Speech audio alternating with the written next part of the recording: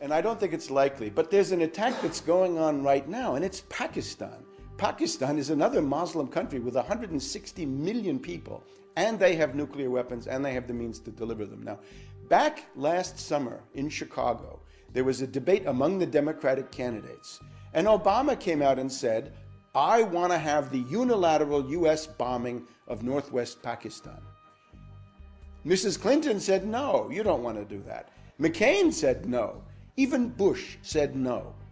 And now the U.S. is doing what Obama demanded. The U.S. is bombing northwest Pakistan. And indeed, the U.S. and NATO troops and the Afghan troops are preparing to invade Pakistan across the Afghan border. Now, why are they doing that?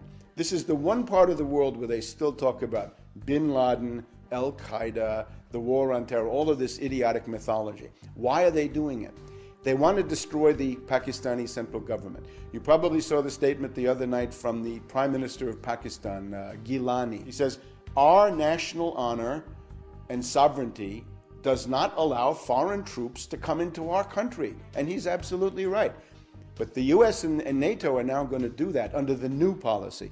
The goal is to destroy Pakistan. You see Iraq now carved into 3 parts. Pakistan will be into 4 or 5 parts. It'll be Sindh, Pashtunistan, Baluchistan, Waziristan, and on, and that will never end. That's the goal. Now, why are they doing that? Not so much because it's an Islamic country, although that does figure in, mainly because it's a potential ally of China. It's traditionally friendly to China, and under conditions of world crisis, Pakistan would tend to gravitate back towards China. So look at our hit list now. We've got not Iran on the hit list anymore. Iran is now a candidate to be played against Russia, but the hit list is now Sudan and Pakistan. So that's the change. And Obama is the one who demanded the attacks on Pakistan when everybody else said no. So McCain, ironically, was a better friend of the Muslims than Obama was, because McCain said, I talked to General Musharraf about these things. I don't do it unilaterally. And Obama said, no, it's got to be unilateral. That's the Brzezinski policy. That's what, of course, Obama has no idea.